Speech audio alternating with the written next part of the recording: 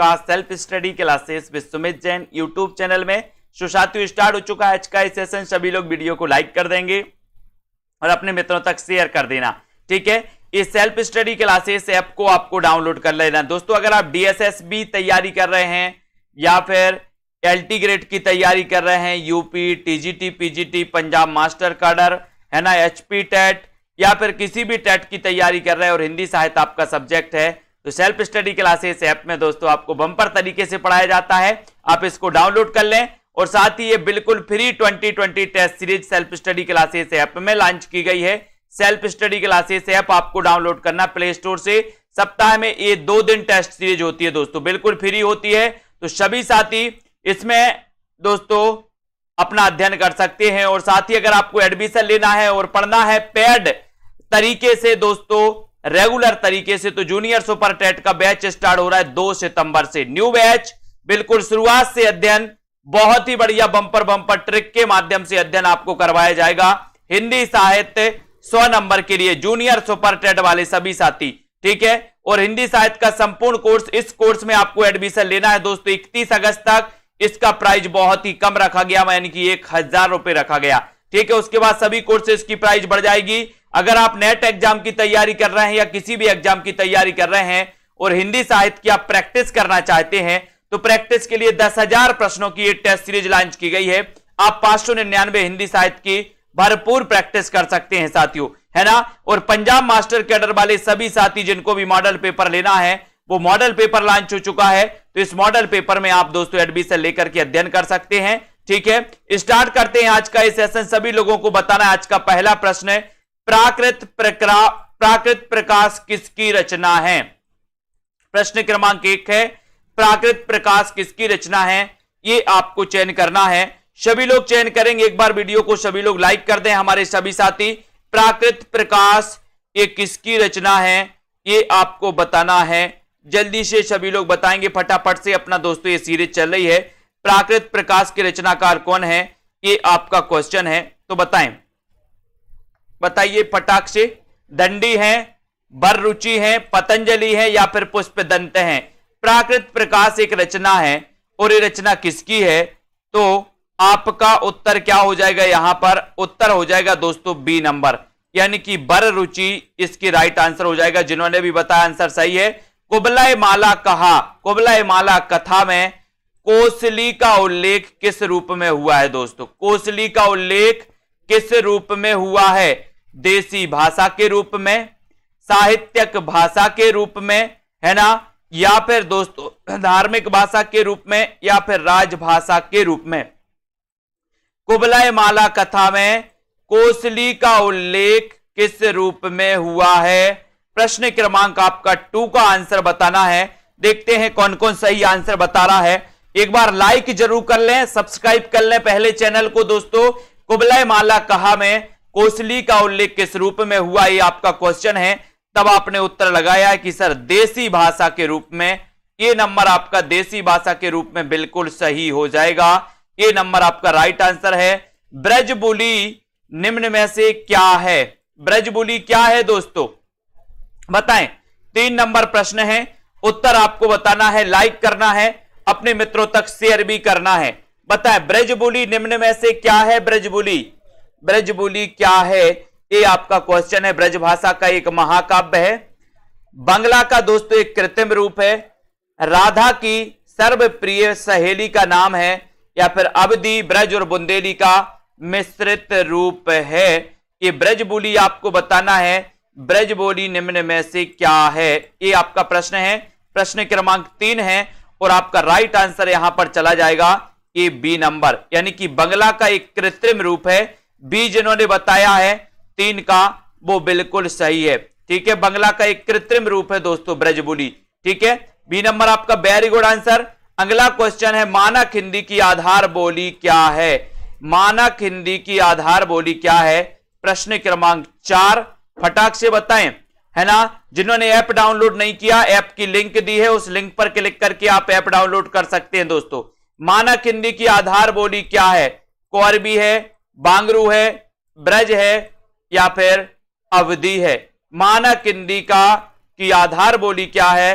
प्रश्न क्रमांक आपका 4 और 4 में आपको आंसर बताना। देखते हैं कौन कौन सही आंसर बता रहा है, सभी लोग बताएं। सोनू सिंह जी, और आपका राइट आंसर यहां पर चला जाएगा ए नंबर, यानी कि कोरबी। कोरबी दोस्तों खड़ी बोली का एक अन्य नाम है। क्या खड़ी बोली का एक अन्य नाम क्या है? कोरबी, है ना। और मानक हिंदी की आधार बोली कौन सी है? यहां पर ऑप्शन अनुसार ए नंबर, यानी कि कोरबी। ठीक है, हरियाणी, कोरबी और दक्कनी बोलियों पर किसका प्रभाव है? किसका प्रभाव है बताइए। प्रश्न क्रमांक 5 का आंसर है, 5 का सभी लोग बताएंगे। हरियाणी, कोरबी और दक्कनी बोलियों पर किसका प्रभाव है? जयपुरी का, पंजाबी का, गुजराती का या फिर मराठी का? यानी कि 5 का आंसर आपको चयन करना है, सभी लोग बताएंगे। प्रश्न क्रमांक 5 लाइक कर दें एक बार सभी साथी। हरियाणी, कोरबी और दक्कनी बोलियों पर किसका प्रभाव है दोस्तों? राइट आंसर आपका चला जाएगा पंजाबी का। पंजाबी यानी कि आपका जो बी नंबर है, बी नंबर, ये बी नंबर बिल्कुल सही है। ठीक है, किसका है? पंजाबी का। ठीक है, पंजाबी का प्रभाव है दोस्तों इस पे। अब यहां पर आओ, ब्राह्मी लिपि को किसने डिसाइफर किया था? प्रश्न क्रमांक 6, ब्राह्मी लिपि को किसने डिसाइफर किया था? प्रिंसेप ने? बताइए बताइए रेखा यादव जी, ब्राह्मी लिपि को किसने डिसाइफर किया था? मैक्स मूलर ने, व्हीलर ने या फिर बील ने? यानी कि प्रश्न क्रमांक 6 आंसर आपके हाथ में है, आपको चयन करना है। वीडियो को लाइक करते रहें, अपने मित्रों तक शेयर भी कर दें सभी साथी। सेल्फ स्टडी क्लासेस ऐप की लिंक दी है ऊपर, तो डाउनलोड कर सकते हो। ब्राह्मी लिपि को किसने डिसाइफर किया था? ये प्रश्न क्रमांक आपका 6 है और सभी लोगों ने आंसर बता दिया, प्रिंसेप, जेम्स प्रिंसेप, यानी कि आपका 1 नंबर जो है वो बिल्कुल सही है। 1 नंबर राइट आंसर। हिंदुस्तानी के स्थान पर हिंदी शब्द प्रचलित करने का श्रेय किसको है? किसको है बताइए। 7 का आंसर, 7 का सभी लोग बताएं। हिंदुस्तानी के स्थान पर हिंदी शब्द प्रचलित करने का श्रेय किसको जाता है? लॉर्ड मेकाले को, जॉन गिलक्राइस्ट को, विलियम प्राइस को या फिर जॉर्ज ग्रियर्सन को? सभी लोग आंसर बताएंगे। क्वेश्चन थोड़ी से कठिन लेकिन बहुत अच्छे, है ना। हिंदुस्तानी के स्थान पर हिंदी शब्द का प्रचलित करने का जो श्रेय है वो किसका है?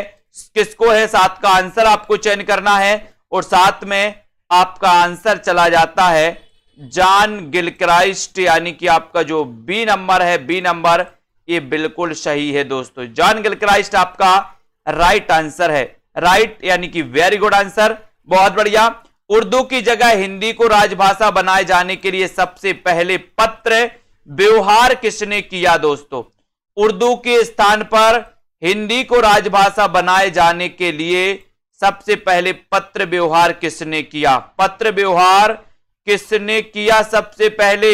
महात्मा गांधी ने, भीमराव अंबेडकर ने, भारतेंदु हरिश्चंद्र ने या फिर दोस्तों दयानंद सरस्वती ने? किसने किया सबसे पहले पत्र व्यवहार हिंदी को राजभाषा बनाए जाने के लिए? प्रश्न क्रमांक आपका 8 है। कुबेर जी बताइए आंसर क्या हो जाएगा? सबसे पहले पत्र व्यवहार किसने किया? तब आपका विकल्प अनुसार यहां पर राइट आंसर हो जाएगा भारतेंदु हरिश्चंद्र ने, यानी कि आपका सी नंबर बिल्कुल सही है। सी नंबर आपका यहां पर राइट आंसर हो जाएगा हिंदी को राजभाषा बनाए जाने के लिए। ठीक है, तो यहां पर दोस्तों आपका सी राइट आंसर हो जाएगा।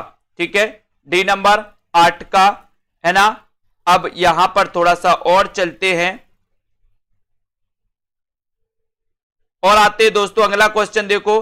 हिंदी साहित्य इतिहास लेखन में सबसे पहले काल विभाजन, प्रवृत्ति निरूपण और मूल्यांकन किसने किया?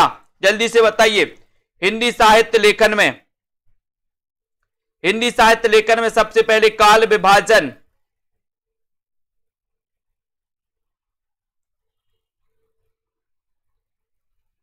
जल्दी बताओ।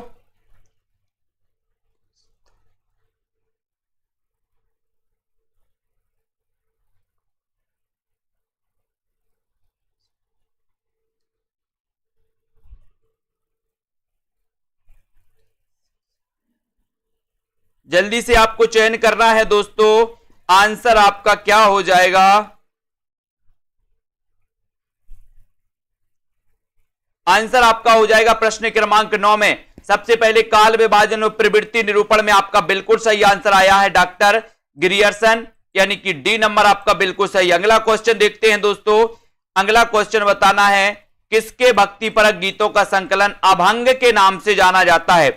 अभंग के नाम से जाना जाता है, सभी लोग बताएंगे। राइट आंसर क्या है, प्रश्न क्रमांक 10 का आंसर आपको बताना है।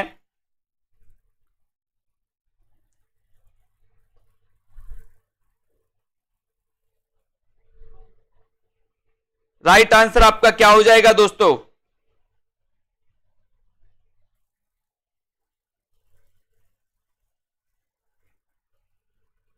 और यहां पर आपका सही आंसर क्या हो रहा है, अभंग के नाम से है 10 का आंसर, और 10 में उत्तर हो जाएगा आपका नामदेव, यानी कि 1 नंबर आपका बिल्कुल सही है। 1 नंबर जिन्होंने बताया है उनका answer very good answer. Hindi साहित्य के उत्तर मध्यकाल को सर्वप्रथम रीतिकाल किसने कहा दोस्तों, रीतिकाल किसने कहा। एक और क्वेश्चन आपके लिए आया है, जल्दी से बताएं।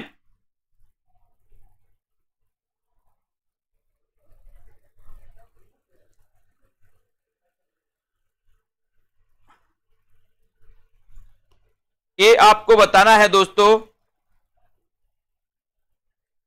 हिंदी साहित्य के उत्तर मध्यकाल को रीतिकाल सबसे पहले किसने कहा, तो आपका उत्तर हो जाएगा रामचंद्र शुक्ल, यानी आपका बी नंबर बिल्कुल सही हो जाएगा। रामचंद्र शुक्ल आपका राइट आंसर हो जाएगा, बी नंबर। शिक्षा के प्रसार के लिए भारतेंदु ने एक स्कूल खोला था जो अब उन्नति करते करते हरिश्चंद्र डिग्री कॉलेज हो गया। इस स्कूल का आरंभिक नाम क्या था। अच्छा क्वेश्चन है दोस्तों, इस स्कूल का आपको आरंभिक नाम चयन करना है तो करिए। शिक्षा के प्रसार के लिए इन्होंने खोला था, इसका आंसर आपको चयन करना है। शिक्षा के प्रसार के लिए भारतेंदु ने एक स्कूल खोला था, इस स्कूल का नाम आपको बताना है। इस स्कूल का आरंभिक नाम क्या था, आरंभिक नाम जो वर्तमान में जिसका नाम है हरिश्चंद्र डिग्री कॉलेज है ना, और उसका आपको बताना है कि सर इसका जो है प्रारंभिक नाम था चौखंबा स्कूल, यानी बी आपका बिल्कुल सही है, बी नंबर आपका राइट आंसर है। सब बुझे दीपक जलालू है ना, घिर रहा तम आज दीपक रागनी अपनी जगालू, यह पंक्ति किसकी है। सब बुझे दीपक जलालू घिर रहा तम आज दीपक रागनी अपनी जगालू, जलालू दोस्तों ये पंक्ति किसकी है। प्रश्न क्रमांक 13 का आंसर बताना है।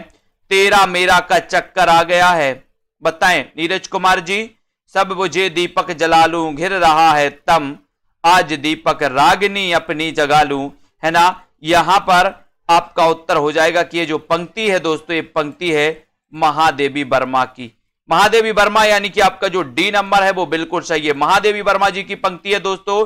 रणधीर प्रेम मोहिनी नाटक के रचयिता कौन है ना, ये आपको बताना है दोस्तों। हिंदी का प्रथम दुखांत नाटक माना जाता है रणधीर प्रेम मोहिनी, इसके रचनाकार कौन है, रणधीर प्रेम मोहिनी के रचनाकार कौन है, आपको चयन करना है। प्रश्न क्रमांक 14 का आंसर बताना है, बताएं रणधीर प्रेम मोहिनी नाटक के रचनाकार कौन है।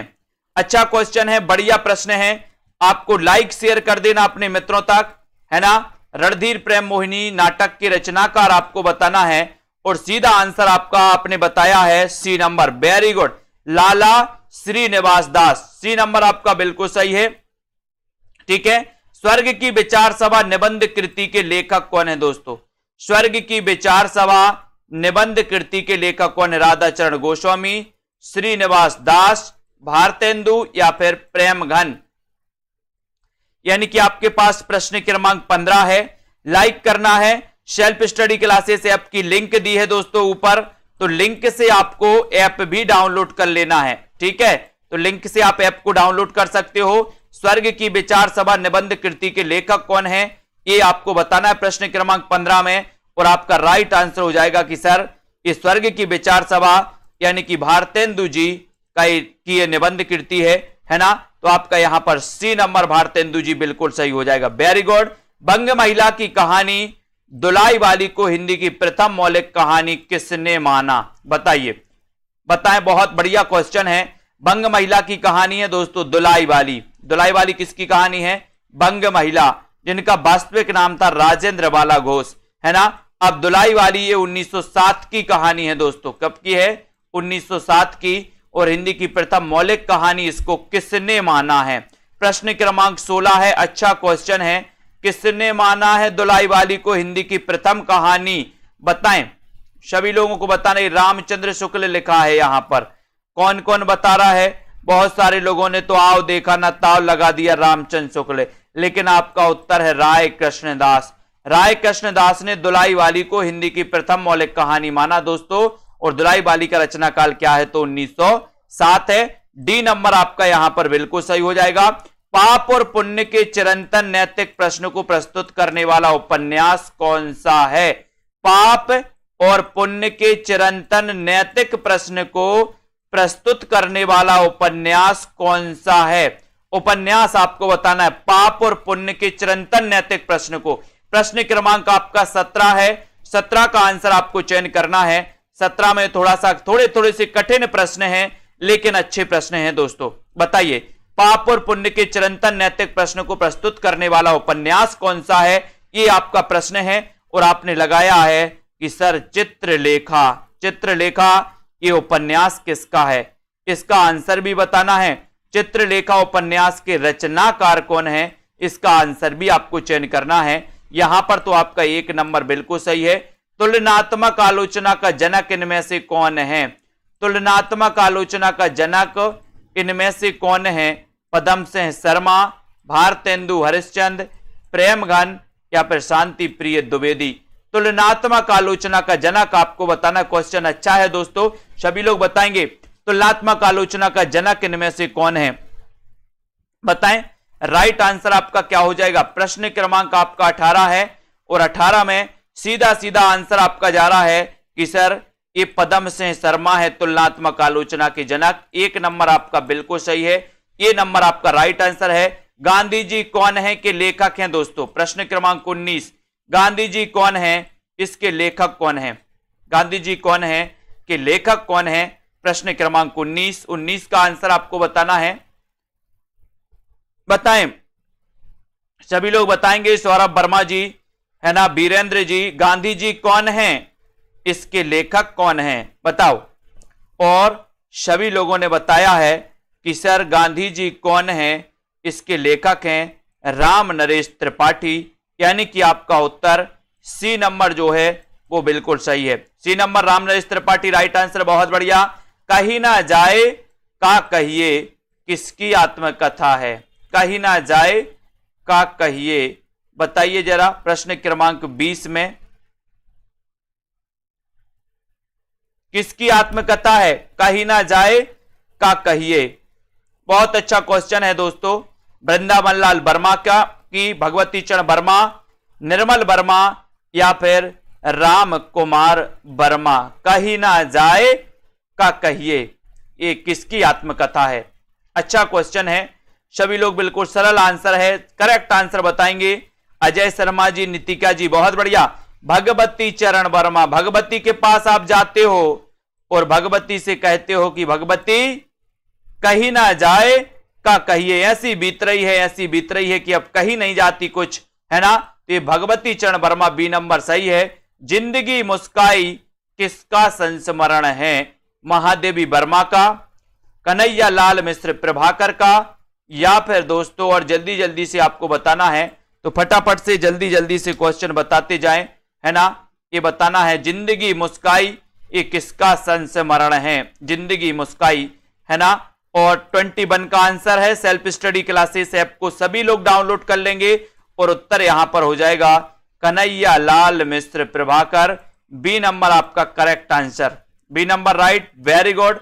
हल्कू किसका रेखा चित्र है दोस्तों? हल्कू किसका रेखा चित्र है? प्रेमचंद का, चतुर्सेन शास्त्री का, भगवती चरण वर्मा का या फिर वृंदावन लाल वर्मा का? हल्कू किसका रेखा चित्र है? सभी को आंसर बताना है, सभी लोगों को बताना है। हल्कू किसका रेखा चित्र है? प्रश्न क्रमांक 22 में और ये आंसर क्या हो जाएगा, यहां पर रेखा चित्र पूछ लिया गया 22 का। हल्कू, हल्कू किसका है, कन्हैया लाल किसका, वृंदावन लाल वर्मा का है, यानी कि आपका यहां पर डी नंबर बिल्कुल सही है दोस्तों, डी नंबर वृंदावन लाल वर्मा का। डी नंबर जिन्होंने भी बताया है उनका आंसर सही है। अमित राणा जी बहुत बढ़िया। आकांक्षा गुप्ता जी, सुबह के रंग किसका यात्रा साहित्य दोस्तों, सुबह के रंग यात्रा साहित्य के लेखक कौन है, सुबह के रंग, विभूति नारायण, अमृत राय, बताइए। हाँ, जिंदगी कन्हैया की मुस्काई, प्रश्न क्रमांक 23 और 23 में आपका राइट आंसर क्या हो जाएगा, सुबह के रंग किसका यात्रा साहित्य है। यात्रा साहित्य आपको चयन करना है और सीधा आंसर आपका जा रहा है, बोले सुबह के रंग जो होते हैं वो अमृत जैसे होते। सर कैसे होते हैं, अमृत जैसे, ऐसा लगता है सुबह के रंगों में कि वो अमृत जैसे होते, अमृत जैसे, यानी कि आपका बी नंबर अमृत राय जी का है। ठीक है, बी आपका सही है। बंगाल का अकाल बताना है दोस्तों, बंगाल का अकाल किसका रिपोर्टाज है, 24 का आंसर बताना है। बंगाल का अकाल किसका रिपोर्टाज बताना है, किसका है बंगाल का अकाल, रिपोर्टाज के लेखक कौन माने जाते हैं, ये प्रश्न है आपका 24। और 24 में आपका सही आंसर क्या जा रहा है, 24 में बताना है आपको, बंगाल का अकाल रिपोर्टाज। और सभी लोगों ने आंसर बताया है प्रकाश चंद्र गुप्त का है दोस्तों, बी नंबर आपका बिल्कुल सही है। ठीक है, प्रकाश चंद्र गुप्त का, वेरी गुड, बहुत बढ़िया। किस पत्रिका का संपादन भारतेंदु ने नहीं किया, अच्छा क्वेश्चन है, किस पत्रिका का संपादन भारतेंदु ने नहीं किया, बताएं। बाला बोधनी का, हरिश्चंद्र का, भारतेंदु का, या फिर कवि बच्चन सुधा का, किसका संपादन भारतेंदु ने नहीं किया, यानी कि 25 का आंसर बताना है आपको, है ना। ये हरिश्चंद्र चंद्रिका है, हरिश्चंद्र चंद्रिका। ठीक है, तो सभी लोगों का आंसर आने चाहिए, वीडियो को सभी लोग बताएं, किस पत्रिका का संपादन भारतेंदु ने नहीं किया, ये आपका क्वेश्चन है। सभी को आंसर बताना है, लाइक करना है अपने मित्रों तक। और दोस्तों यहां पर आपका सही आंसर क्या हो जाएगा, इसका आपको चयन करना है, सभी लोग बताएंगे किस पत्रिका का संपादन भारतेंदु ने नहीं किया। और 25 में आपका सीधा आंसर हो जाएगा कि भारतेंदु पत्रिका का, यानी कि आपका C number, very good, C number आपका राइट आंसर। कविता में सर्वोपरि महत्व इनमें से किसका है, कविता में सर्वोपरि महत्व किसका है, बुद्धि का, कल्पना का, भाषा या फिर संगीत तत्व का।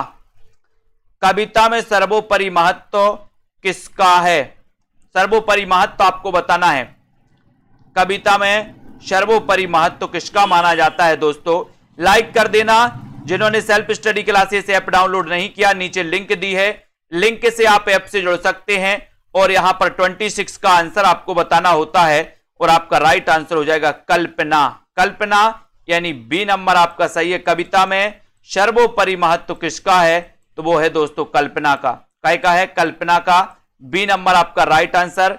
भट्ट लोलट के अनुसार निष्पत्ति का अर्थ क्या है दोस्तों, आपको पता है कि ये उत्पत्तिवाद के क्या हैं, प्रवर्तक हैं, है ना। लेकिन आपको भट्ट लोलट के अनुसार निष्पत्ति का अर्थ क्या है, निष्पत्ति का अर्थ बताना है आपको भट्ट लोलट के अनुसार, है ना। ये रस सूत्र के प्रथम व्याख्याकार भी माने जाते हैं दोस्तों। ठीक है, ये आपको चयन करना है, 27 का आंसर है। अच्छा क्वेश्चन है और 27 में आपका सही आंसर हो जाएगा कि सर इन्होंने निष्पत्ति का जो अर्थ लिया है वो लिया है उत्पत्ति, क्या लिया है, उत्पत्ति, यानी बी नंबर, उत्पत्ति आपका सही हो जाएगा, बी नंबर आपका सही हो जाएगा, उत्पत्ति राइट आंसर। ठीक है, जो बनवारी तो सफल, जो बनवारी नेह, जो बनवारी तो सफल, जो बनवारी नेह, कौन सा अलंकार है, 28 का आंसर बताएं। जो बनवारी तो सफल, जो बनवारी नेह, इस पंक्ति में कौन सा अलंकार है, यमक, श्लेष, बीप्सा या फिर चित्र, कौन सा अलंकार है, इसमें आपको चयन करना है ना। और सभी से बनेगा लगभग, सभी से बनेगा तो 28 का आंसर आपका सीधा जा रहा है दोस्तों, और सीधा जा रहा है यमक अलंकार की ओर। यमक यानी कि ए नंबर आपका बिल्कुल सही है। ए नंबर जिन्होंने बताया है उनका यमक राइट आंसर है ना। रसानुभूति कराने में किस शब्द शक्ति की प्रधानता होती है? रसानुभूति कराने में किस शब्द शक्ति की प्रधानता होती है दोस्तों? अभिधा की, लक्षणा की, व्यंजना की या फिर तात्पर्य की? रसानुभूति कराने में किस शब्द शक्ति की प्रधानता होती है? ये आपका क्वेश्चन है। 29 का आंसर आपको बताना है और आपका सीधा सीधा आंसर जा रहा है यहां पर। रसानुभूति कराने में किस शब्द शक्ति की प्रधानता होती है? राइट आंसर है आपका कौन सा? अभिधा। कौन सा है? अभिधा, यानी कि ए नंबर आपका सही है। अभिधा उत्तम काव्य है, मध्य लक्षणालीन। 1 नंबर आपका बिल्कुल राइट आंसर। किसमें मन के निगूढ़ तत्वों की झलक मिल जाती है दोस्तों? मन के निगूढ़ तत्वों की झलक किसमें मिलती है? बिंब में, फैंटेसी में, मिथक में या फिर कल्पना में? यानी कि 30 का आंसर है मन के निगूढ़ तत्वों की झलक किसमें मिलती है? किसमें मिलती है बताइए, किसमें मिलती है? 4 विकल्प हैं, लाइक करिए सभी लोग। मन के निगूढ़ तत्वों की झलक किसमें मिलती है? ये क्वेश्चन है आपका और सभी लोगों का आंसर आ रहा है कि सर मन के निगूढ़ तत्वों की झलक मिलती है फैंटेसी में। क्या है? काय में मिलती है? फैंटेसी में, यानी आपका बी नंबर बिल्कुल सही है। B number, very good. B number, fantasy में मन के निगूढ़ तत्वों की झलक मिलती है दोस्तों। किसने घोषित किया आदर्श गणराज्य में कवियों का कोई स्थान नहीं है? किसने घोषित किया आदर्श गणराज्य में कवियों का कोई स्थान नहीं है? बताएं, किसने घोषित किया आदर्श गणराज्य में कवियों का कोई स्थान नहीं है? प्लेटो ने, अरस्तु ने, होमर ने या फिर लॉन्जाइनस ने? किसने घोषित किया दोस्तों? अच्छा क्वेश्चन है। 31 का आंसर है ना। और दोस्तों पाश्चात्य काव्य शास्त्र से संबंधित एक क्वेश्चन है और सीधा आंसर जाएगा 31 का बताना है। बताइए ललिता जी, उत्तर हो जाएगा प्लेटो। प्लेटो ने घोषित किया कि आदर्श गणराज्य में कवियों का कोई स्थान नहीं है और 1 नंबर आपका यहां पर प्लेटो बिल्कुल सही हो जाएगा। ये नंबर आपका राइट आंसर हो जाएगा 31 का ए। काव्य में औदात्य का ह्रास करने वाला तत्व कौन सा है? काव्य में औदात्य का ह्रास करने वाला तत्व कौन सा है दोस्तों? साधु भाषा है ना, विचारोद भावना की क्षमता, अति संक्षिप्तता या फिर समुचित अलंकार? काव्य में औदात्य का ह्रास करने वाला तत्व कौन सा है? चयन करिए सभी लोग। 32 का आंसर, काव्य में औदात्य का ह्रास करने वाला तत्व कौन सा है? 32, साई सृष्टि जी, विवेक यादव जी बताइए, काव्य में औदात्य का ह्रास करने वाला तत्व कौन सा है? 32 का आंसर बताना है और आंसर हो जाएगा दोस्तों औदात्य तत्व का ह्रास करने वाला जो है अति संक्षिप्तता। अति संक्षिप्तता यानी कि आपका सी बिल्कुल सही है। C number right answer. ठीक है, बहुत बढ़िया। अगला क्वेश्चन है, अपभ्रंश शब्द है दोस्तों। अपभ्रंश कौन सा शब्द है? तत्सम है, तद्भव है, देशज है या फिर विदेशी है? अपभ्रंश किस प्रकार का शब्द है ये आपको चयन करना है। लाइक करते रहें सभी साथी, वीडियो को शेयर भी कर दें दोस्तों, है ना। और अपभ्रंश शब्द आपको चयन करना है कि ये किस प्रकार का शब्द माना जाता है। सेल्फ स्टडी क्लासेस ऐप को जरूर डाउनलोड कर लें सभी साथी और दोस्तों अपने अध्ययन में लग जाएं। अपभ्रंश किस प्रकार का शब्द है ये आपको चयन करना है और बहुत ही अच्छा प्रश्न है। राइट आंसर आपका हो जाएगा यहां पर कि सर अपभ्रंश जो है ये तत्सम शब्द है। 1 नंबर आपका बिल्कुल सही हो जाएगा। अपभ्रंश क्या होता है? तत्सम शब्द होता है दोस्तों। तत्सम यानी कि ये नंबर आपका बिल्कुल सही। अवधी बोली को गांव की भाषा किसने कहा? अवधी बोली को गांव की भाषा किसने कहा? मुल्ला दाऊद ने, तुलसीदास ने, हृदय राम ने या फिर दोस्तों जान कवि ने? अवधी को गांव की भाषा किसने कहा? अवधी को गांव की भाषा किसने कहा? बताइए ममता जी, एस कांत जी, अभिलाषा गुप्ता जी, अवधी को गांव की भाषा किसने कहा है? ये 34 का आंसर है। 34 में आपको चयन करना है और आंसर हो जाएगा दोस्तों, किसने कहा है? तुलसीदास ने। किसने कहा है? तुलसीदास ने। यानी कि दोस्तों आपका जो बी नंबर है, अवधि को गांव की भाषा कहा है तुलसीदास। ठीक है, आपका बी नंबर बिल्कुल सही हो जाएगा, है ना। बी नंबर जिन्होंने बताया राइट आंसर। किस जिले की ब्रज भाषा पर कन्नौजी का प्रभाव है दोस्तों? किस जिले की ब्रज भाषा पर कन्नौजी का प्रभाव है? 35 का आंसर। 35 में थोड़ा सा कठिन प्रश्न है लेकिन अच्छा क्वेश्चन है। किस जिले की ब्रज भाषा पर कन्नौजी का प्रभाव है? बताइए, ब्रज भाषा पर कन्नौजी, किस जिले की ब्रज भाषा पर कन्नौजी का प्रभाव है? इसका आंसर आपको चयन करना है। और बोले सर आज के प्रश्नों में तो कान खड़े हो गए, कोई बात नहीं, लेकिन उत्तर आपको बी लगाना है, बरेली। बरेली की दोस्तों ब्रज भाषा पर कन्नौजी का प्रभाव है। बी नंबर आपको बिल्कुल सही हो जाएगा। बी जिन्होंने बताया है ना, जिसे हम शुद्ध हिंदी कहते वस्तुतः वह है। वह क्या है दोस्तों? 36 का आंसर। 36 में आपको चयन करना है, जिसे हम शुद्ध हिंदी कहते हैं वह है मातृभाषा, साहित्यक भाषा, मानक भाषा या फिर देव भाषा। बताएं, जिसे हम शुद्ध हिंदी कहते हैं वह क्या है दोस्तों? वह क्या है? रामदयाल जी, नीरज जी, प्रश्न क्रमांक 36 का आंसर, जिसे हम शुद्ध हिंदी कहते हैं वस्तुतः वह क्या है? 36 का आंसर। और 36 में आपका बिल्कुल सही आंसर जा रहा है, सही जा रहा है। वह है दोस्तों मानक भाषा। वह क्या है? मानक भाषा है। सी नंबर आपका बिल्कुल सही है। ठीक है, वेरी गुड। खड़ी बोली को कौरवी किसने कहा दोस्तों? खड़ी बोली को कौरवी किसने कहा, है ना। अपन जानते हैं कि खड़ी बोली का एक अन्य नाम है कौरवी। खड़ी बोली का एक अन्य नाम क्या है? कौरवी। लेकिन खड़ी बोली को कौरवी कहा किसने है? ये क्वेश्चन भी आपको पता होनी चाहिए। ग्रियर्सन ने, गिलक्राइस्ट ने, हरदेव बाहरी या फिर राहुल सांकृत्यायन ने। खड़ी बोली को कौरवी किसने कहा है? बताइए, सभी लोग बताना है। 37 का आंसर है और बहुत बढ़िया प्रश्न है दोस्तों। और यहां पर सभी लोगों ने बताया है राहुल सांकृत्यायन ने। खड़ी बोली को कौरवी किसने कहा है? राहुल सांकृत्यायन। डी नंबर आपका बिल्कुल सही हो जाएगा। D number very good. Nashik के व्यंजनों का एक अन्य नाम क्या है दोस्तों? इसे संयुक्ताक्षर कहते हैं, इसे पंचमाक्षर कहते हैं, इसे मूलाक्षर कहते हैं या इसे बद्धाक्षर कहते हैं। नासिक के व्यंजनों का एक अन्य नाम क्या है? 38 का आंसर आपको चयन करना है।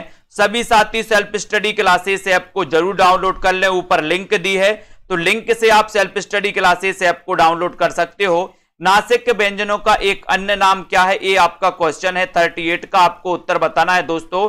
सभी लोग बताएंगे और सीधा आंसर आपने बताया कि सर इसे पंचमाक्षर कहते हैं। नासिक के व्यंजनों को पंचमाक्षर कहा जाता है। यानी कि आपका जो 2 नंबर है वो बिल्कुल सही है। बी नंबर आपका सही है। हिंदी को आर्य भाषा किसने कहा दोस्तों? हिंदी को आर्य भाषा किसने कहा? दयानंद सरस्वती ने, सितारे हिंद ने, केशव चंद्र सेन या फिर शारदा चरण मित्र ने। हिंदी को आर्य भाषा किसने कहा? यह अच्छा क्वेश्चन है। प्रश्न क्रमांक 39 है। लाइक करते रहें, शेयर करते रहें अपने मित्रों तक दोस्तों। और अपने सभी साथियों को जिनको भी कोर्स में एडमिशन लेना है, जूनियर टेट का 2 सितंबर से हिंदी 100 नंबर हिंदी के लिए दोस्तों एक नया बैच स्टार्ट हो रहा है 2 सितंबर से, है ना, जूनियर टेट वालों का। तो वो सभी साथी जिनको भी एडमिशन लेना है एडमिशन ले सकते हैं। 31 अगस्त तक इसकी फीस मात्र 1000 रखी गई है। उसके बाद सभी कोर्स की फीस बढ़ जाएगी। हिंदी को आर्य भाषा किसने कहा? 39 का प्रश्न है। और 39 में सभी लोगों ने बता दिया कि सर दयानंद सरस्वती, यानी कि ये नंबर। बोले क्यों कहा? बोले दया आ गई थी, दया। तो ये नंबर आपका बिल्कुल सही है। राजभाषा हिंदी देश की एकता को कश्मीर से कन्याकुमारी तक अधिक सुदृढ़ बना सकेगी। ये कथन किसका है? राजभाषा हिंदी देश की एकता को कश्मीर से कन्याकुमारी तक अधिक सुदृढ़ बना सकेगी। ये कथन किसका है? सच्चिदानंद सिन्हा का, डॉक्टर राजेंद्र प्रसाद का, शिव प्रसाद सितारे हिंद का या फिर श्यामा प्रसाद मुखर्जी का? 40 का आंसर है। बताइए सभी लोग 40 में आपका राइट आंसर क्या हो जाएगा, जल्दी जल्दी बताएंगे और सेल्फ स्टडी क्लासेस ऐप को डाउनलोड कर लेंगे।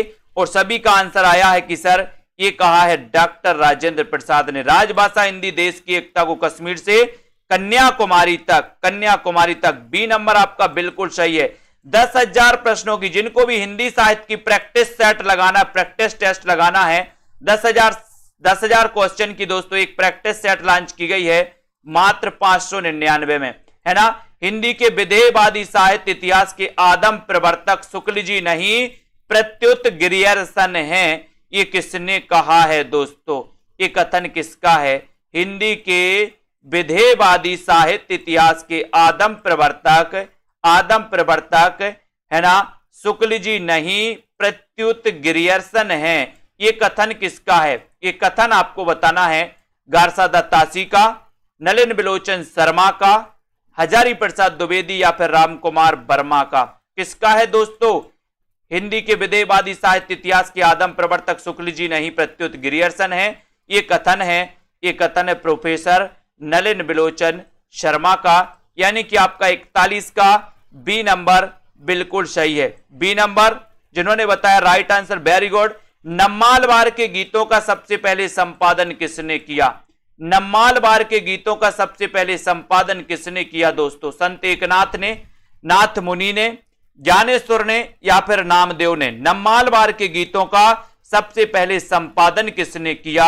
ये क्वेश्चन आपको बताना है पीके मौर्य, अनीता जी, प्रश्न क्रमांक 42 में।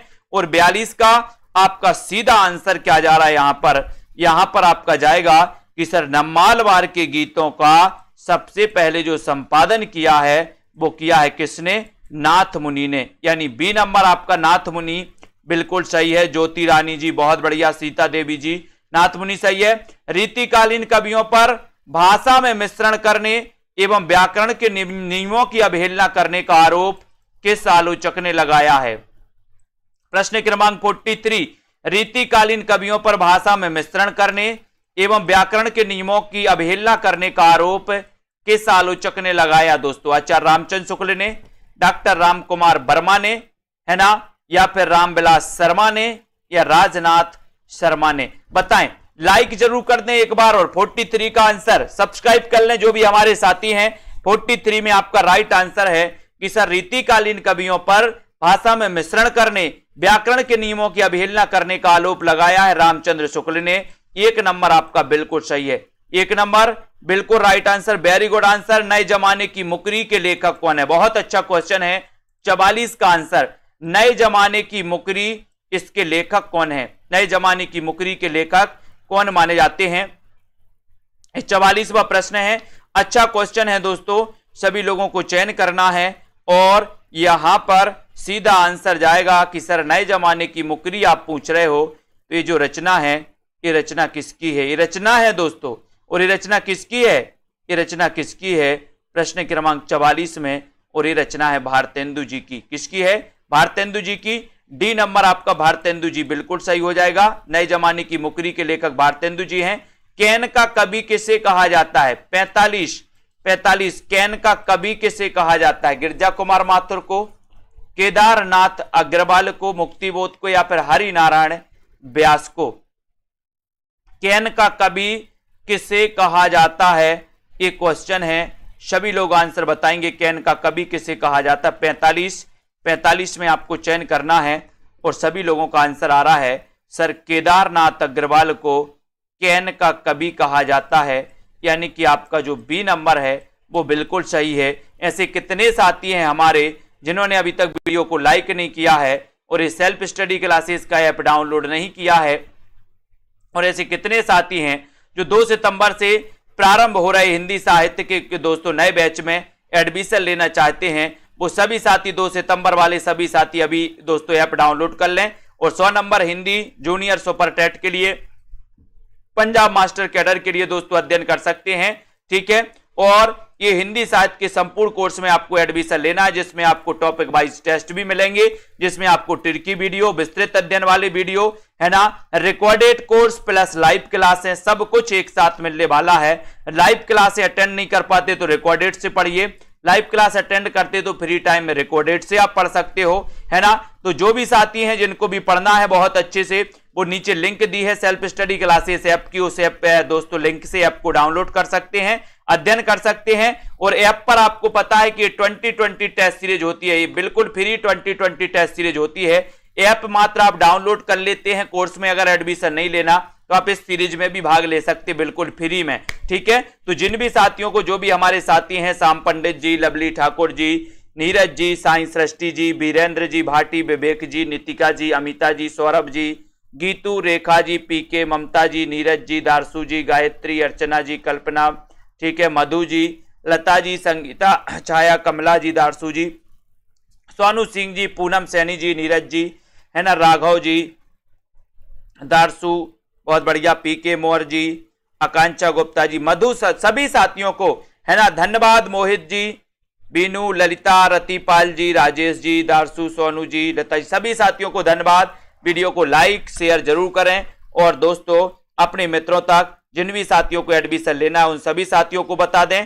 Self study classes app download कर लें। निष्ठा जी, बीनू, सरोज जी, बहुत बढ़िया, बाल गोविंद जी हैं, है ना, ब्रिज जी हैं, कल्पना, निशा जी हैं, है ना, और गायत्री, अशोक, संजय पाठक जी, सभी साथियों को धन्यवाद। वीडियो को लाइक शेयर करते रहें। बबीता जी, पूजा जी, विजय जी, ललित जी, अशोक जी, पूनम, ममता जी, है ना, और दोस्तों तरकेश पाल जी, जया जी, कान्हा जी, धन्यवाद। अजय शर्मा जी, उदय यादव जी, आकांक्षा जी, धन्यवाद सभी साथियों को। सोनू सिंह जी, जय